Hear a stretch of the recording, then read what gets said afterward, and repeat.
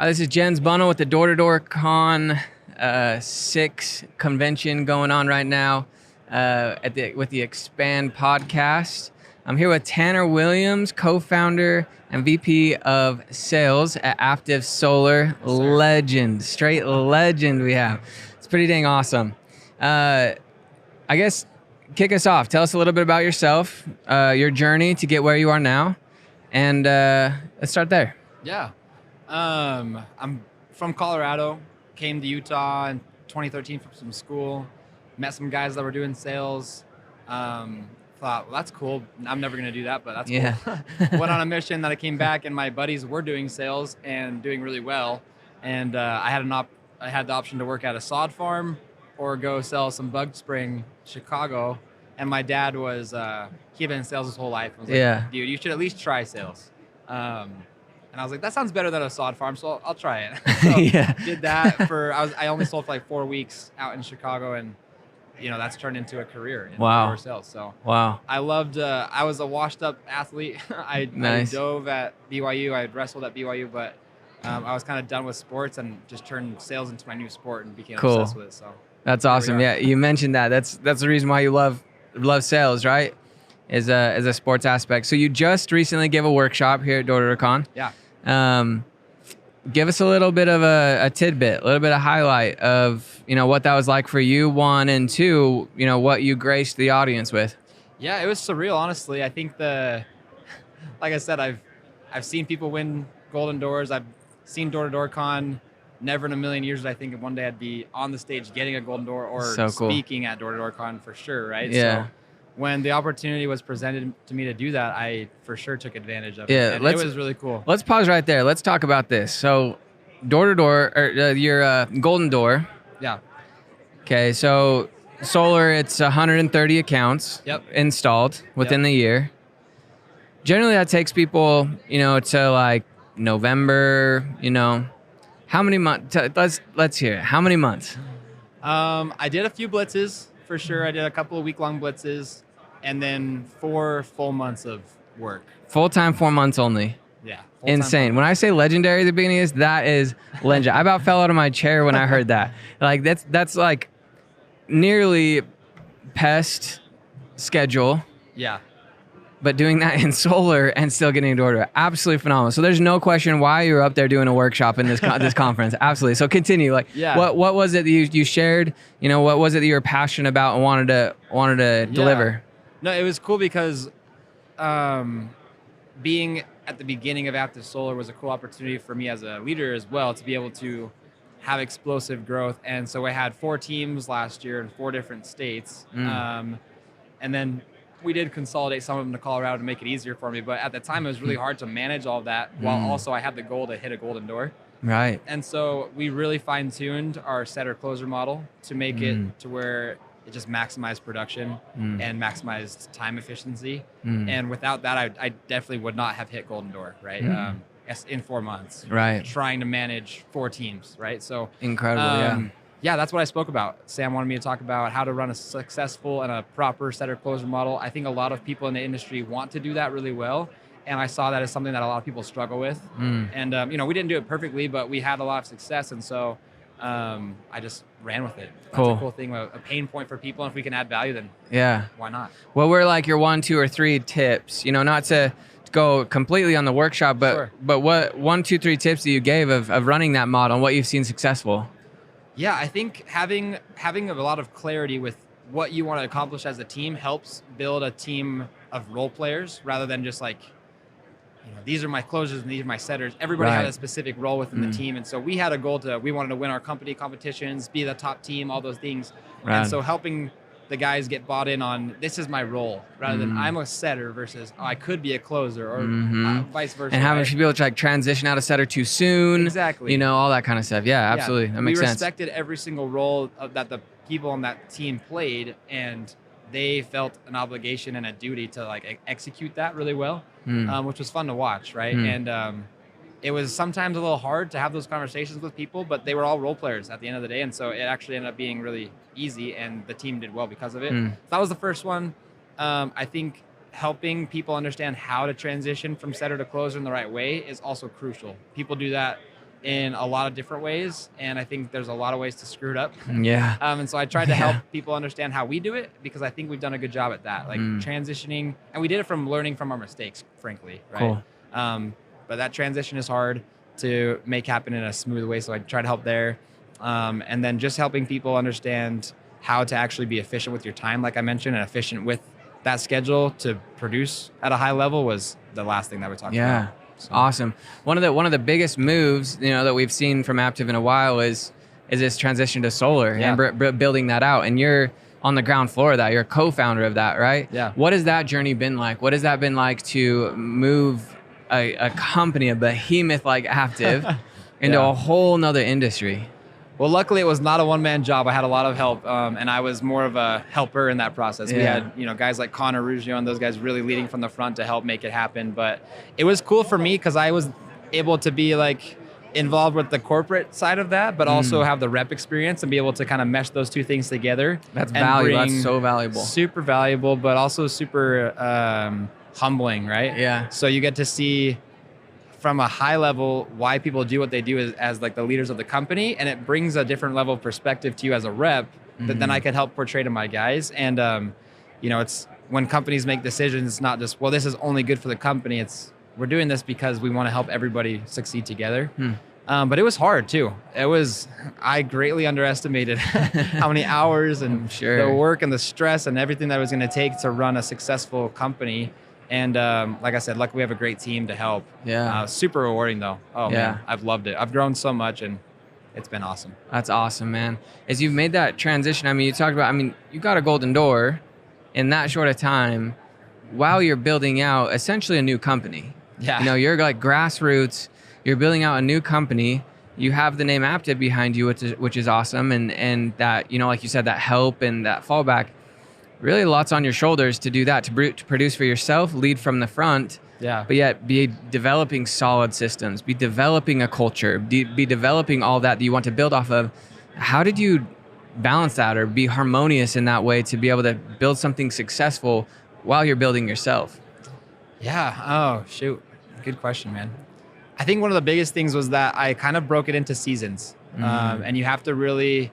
You can have multiple seasons in a day in Colorado from where I grew up. You can have summer, winter, spring, all of it, right? And I took that as like almost a little bit of an object lesson. And it was like, well, out here in the field, I'm going to have multiple seasons in one day. I'm going to have my sales time. I'm going to have my training time with my team. I'm going to have my time with the corporate guys figuring out that. And I'm going to have to spend some time with myself and my spouse as well, like making sure that my personal needs are met to make sure I can keep up with everything that's asked of me right now. Yeah. So when I was in each season, I was just focused on what I had in front of me and tried to capitalize on every moment that I could. And I wasn't perfect at it, but it's the only way to do it, honestly. Yeah. You can't be juggling 7 things at the same time. When I'm doing one thing, I was doing that, and I was focused on it. That really helped. Love that. There's a lot of talk about, I heard this a while ago, there's a lot of talk about balance and being an entrepreneur and being in this world. There has to be some level of obsession with what you do, or else you're going to get beat out, all that kind of stuff. And so there has to be a level of obsession, yet, to an extent. And we talk a lot about balance, and what I've kind of switched to is it's all about harmony. Yeah. It's all about like living in harmony with each area. Different percentages of time might be taken up in different areas, but if you can be harmonious in that area, right? So you mentioned, your spouse, your family, all of that during all these things. Like, it's blowing my mind of how like you're even walking, right? Like how you're even like here, and I'm sure that's been felt. So kind of before we leave the subject of, everything, you balancing everything, how did you live in harmony with all of those and capitalize so well? Because I see your group, I see you, like we've been to lunch together, and you manage and you show up. Yeah. How have you been able to do that and live in harmony with that? I think having a big purpose helps a lot. I have a deep why rooted in something that has nothing to do with door-to-door sales, right? But door-to-door sales and what we're doing right now is a big vehicle to get me there, and so that helps a lot, right? But you gotta be honest with yourself, I think, and being honest with yourself will help you figure out where am I lacking some harmony. I'm not perfect at the whole husband game. I'm not perfect at all that because I get welcome to the club. Welcome. You're all here, brothers. Yes, absolutely. It's called humankind. Exactly. Mankind. No, I think one of the things though that helps me have a little bit more harmony when I was lacking is just being honest with myself and being like, all right, that I could do that better.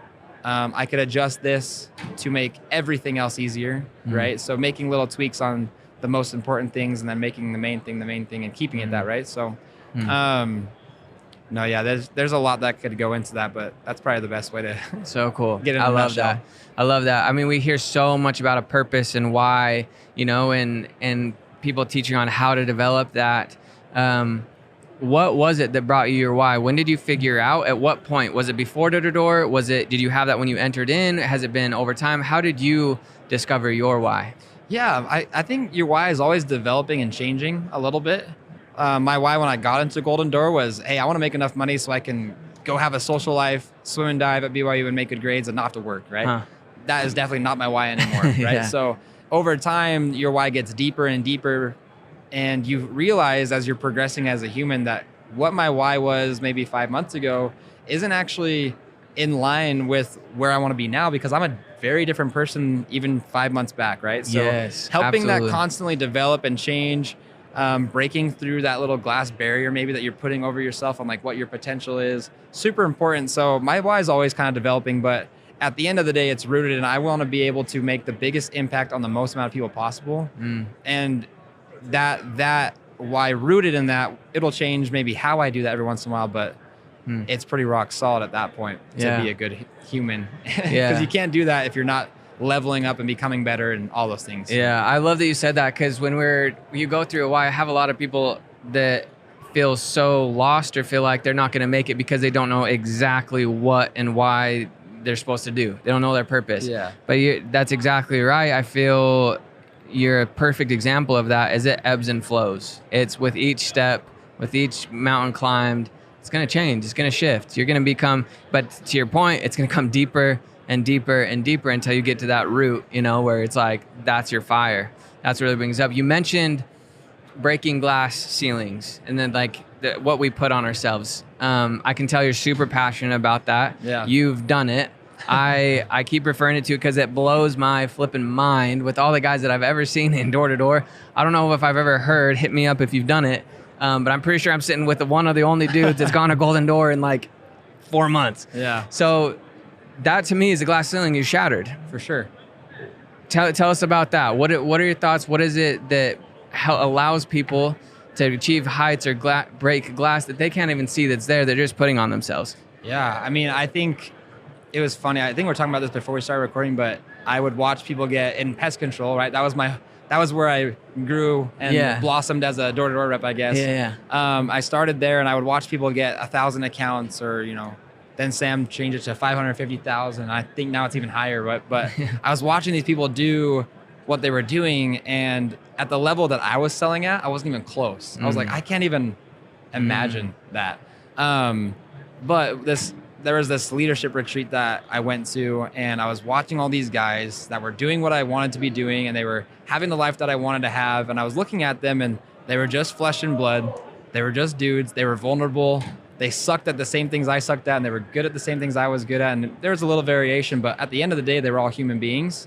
And I remember having this call to an impression, whatever, like, why not me? It was a little bit of a call to action for me, where I just stopped thinking about why I couldn't do stuff, and all of a sudden it changed to why not me? And then Russell Westbrook came out of nowhere and just branded you. Exactly. Let's go. And that little question, it was probably sparked by, I've heard that a million times, but it hit different that day in my psyche, I think, where it really did spark something.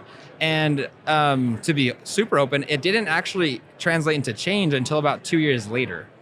Right? So I think that's a lot of times people have this little inspiration, we don't act on it. And I was lucky enough to have that inspiration maybe keep on coming to me. But yeah, that next year I still didn't go even close to get a Golden Door or what I wanted to do. And then the next year was my first year in solar. I sold like 60 accounts. And then finally something just clicked where I was like, I am going to make it happen. And I vocalized it to people. I told people that I was going to do it, and that's scary, right? Now I have to be accountable to not just myself, but to other people that, and I put it out there, I'm going to get a Golden Door this year. Well, now I'm going to have to answer not only to myself, but to everybody who knows, why didn't you get it, right? So that helped. But I think really once you realize that the people doing what you want to be doing have the same limitations as you do, and they have the same 24 hours in a day, and they might have a little bit more skill or more experience or whatever else, but at the same time, you both have the same capacity to grow. Just go grow, you know? And that was a cool experience for me to have. And anyway, got my golden door, and now I got to go get another one.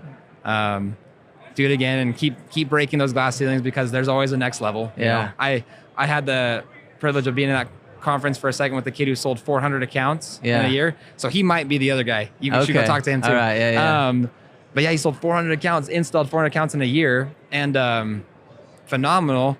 And I was like, oh, I could never do that. Like even right now, right? Today, I was like, oh, I could never do that. And my wife was like, well, think about it. You did a golden door in 4 months. If you worked that hard for 12 months, you would triple your volume and boom, you'd be at around 400. And I was like, oh, you're right. So like even today, I'm still having that thought process of, oh, I can't do it. And so we all have it. You all have it. But screw that process. Just go do it. You know what I mean? And put the work in. You can't expect to just break your glass ceilings without actually putting in some work. I love it. I love what you mentioned with, you know, we see these big players in our industry and outside our industry, like Ed Milet, you got Tony Robbins, you got ET, you got like all these big guys. And what I've had this epiphany over the last like month or so is there's dudes. There's dudes. There's humans. Yeah. They have insecurities, flaws, weaknesses, just like me. Absolutely. Just like you. Like we all do. And yes, they're so successful in their field because they've dedicated so much and worked so hard. At the same time, the same insecurities, the same struggles that maybe I had, they probably have too. They're probably working through just the same where they once did. Yeah. So I love what you're saying about those glass ceilings and how like it really never ends. There's just more. There's always something to do that's more. So, and I know you talked a little bit about why and purpose. Is there anything else that you think keeps you hungry? You got on a golden door, and I've talked to you like, you're hungry. Oh yeah. Like you got a golden door and you want another one. Yeah. You would want a competition this other year with another group, and you got people calling you out. I'm inviting you to come to Italy on a retreat, and you're like, I don't know if I can go because I need to go show up these guys that are calling me out. Yeah. Like what is it that's kept you hungry in that? Yeah. I'm super competitive, and where's that from? Probably just growing up. I've always been that way. Like I never wanted to lose. I hated losing. And I think it's funny, there's two types of super competitive people. There's the ones that just love winning with everything they have, and there's the people that just hate losing with everything they have. And I'm definitely the second one. I hate losing more so than I even love winning. When I win, I feel like sometimes it's almost a relief rather than like a victory, right? Did it. Yeah, I just did it because I just hate losing. So for a long time, like in my wrestling career, I was a wrestler all growing up, and I think my fear of losing was just that it was a fear rather than a hatred. Once it flipped to become a hatred, that's when it clicked for me. And I was like, I hate losing. I don't fear it. I hate it. And so I'm going to do everything I can to look in the face of what I hate the most and, you know, tell it to screw off. I'll keep it clean. I'm just kidding. but so that really helps. I love competing. And if there's not a competition going on, at least I can compete with myself. You know what I mean? So that's another one that I think, I was talking to the guys, actually, I just had a thought. I was talking to the guys at the workshop about what I do when I'm hiring people. And one of the questions I ask is, are you competitive and why? Like what has made you become competitive in your life? Because I truly don't understand people who aren't competitive. And it's not that I dislike them or judge them. I just don't understand them very well. So as a leader, I'm going to have a hard time inspiring that person. And so anyway, that's just something that has been always rooted in me. I think wrestling and diving are both individual sports. It's all on me to either win or lose. And I think that heightened my competitiveness a lot because I can't rely on a team. You know, and then you work with a team and it makes it even more important because now it's like that lesson that I instilled in myself is now just wider because I want to show up for my guys, right? Yeah. So, yeah, anyway, long answer to a short question. Love it. No, that's beautiful. I mean, when you say like it went from fear to hate and that's like what really switched it for you, it reminds me of, we talk a lot about like, oh, I want this, I want to achieve this. But when it goes from a want to a need, like the need is what, it's like when you're hungry, you can be okay for a while. When you're starving, different story. You'll find it. You'll make it happen. When it's a need, you'll make it happen. And that's what I'm hearing is like this need you have that's burning inside you keeps you hungry. Literally, I don't know of like if I've met recently somebody more hungry because of hearing all the things that you've accomplished, you've done, and being so hungry, you know, and that secret of a competitive competitiveness is huge. Yeah. If there was one last thing, we got listeners that are, I'm sure mostly in the door-to-door space, and other people. We got people that are successful and established. We got a lot of people that are just trying to learn. They're looking up to Tanner Williams, and be like, man, how do I do that? Man, how do I break my glass ceilings? How do I become like him? Which is a really cool thing to be in the seat that you're in right now and having people listen and be like, wow. So that's kudos to you. That's a huge accomplishment, it's right? An honor, and it's humbling, but yeah. it's an amazing thing. And I can say that knowing that like, you're going to be like, well, that's cool, but I'm going to go do more, right? Yeah. I'm going to go impact more. If there's one last thing that you could leave for everybody that's like in your heart that you just want them to know, want them to feel, and it could be a last little nugget for them, what would that be? Yeah. I love people. I've always loved people. I've always been fascinated by people. And I think it's because I was trying to think about why, because we both probably know, and you guys probably know, people who just kind of don't like other people. That's okay, right? But I think one of the things I was asking myself, why do I have this like attraction to people in general? Yeah. And I think it's because I feel, maybe from my religious beliefs or whatever, I feel strongly in my heart that everybody out here has a divine purpose. And I think that it's our duty to tap into whatever that is. And I don't think every purpose is the exact same, but I think they're all equal in value in the eyes of like our creator. So one of the things that I would love to tell people is tap into that, find it. And if you don't feel like you know what that is, that's okay. Just start becoming better every day. And there's a book called The Alchemist. Have you ever read that? Read that book if you haven't read it. But it's all about this little shepherd boy that's in the pursuit of his personal legend, right? And your personal legend can be anything, but become a little bit better each day, and you'll start to tap into what that is. And once you find a little bit of what that is, just dive in, because it'll be so much more gratifying than wherever you're at right now, but it can pull you out of any slump that you're into. I think anxiety, depression, suicide, all those things that plague our world and humankind, like you mentioned earlier, I think it can all be significantly lowered if we can have more people tap into what that is, and every single person has it. They just gotta find it. Beautiful.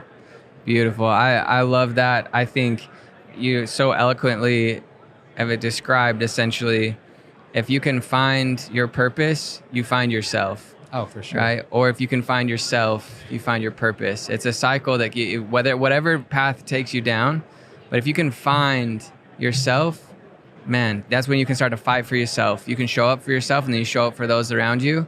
And that's exactly what I think Tanner Williams embodies. Absolutely. I felt it, I see it, and I'm sure the listeners can feel it too. It's been a pleasure. Thank you for jumping on. Thank you for coming on. Hit him up, Tanner Williams. He's a wealth of knowledge. And again, appreciate you coming on, dude. Absolutely, brother.